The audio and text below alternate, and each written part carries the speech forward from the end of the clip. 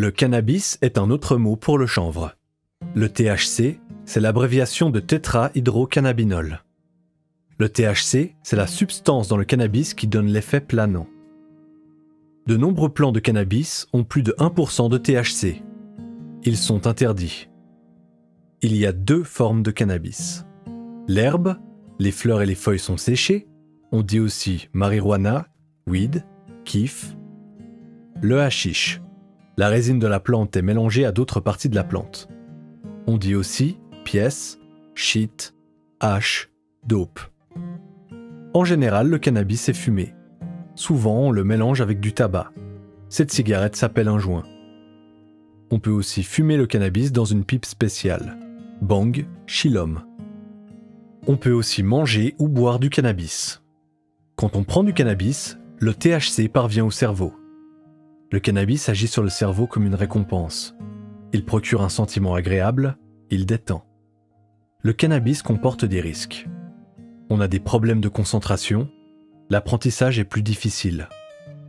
On réagit plus lentement, le risque d'accident augmente. Avec le temps, on peut avoir des problèmes respiratoires, on peut avoir des problèmes psychiques, on peut devenir dépendant.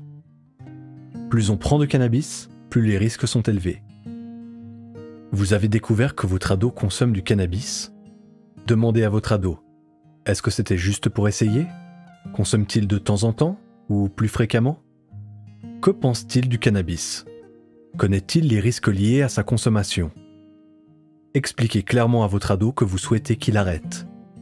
Le cannabis est dangereux, particulièrement pour les jeunes. Les ados ne devraient pas fumer.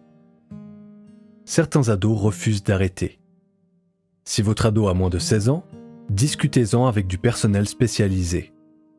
À partir de 16 ans, on peut tenter de trouver un compromis.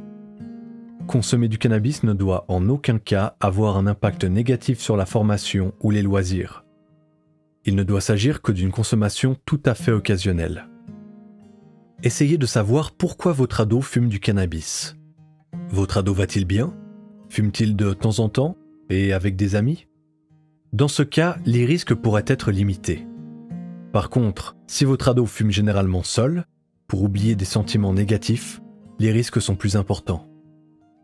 Certains signes doivent vous alerter.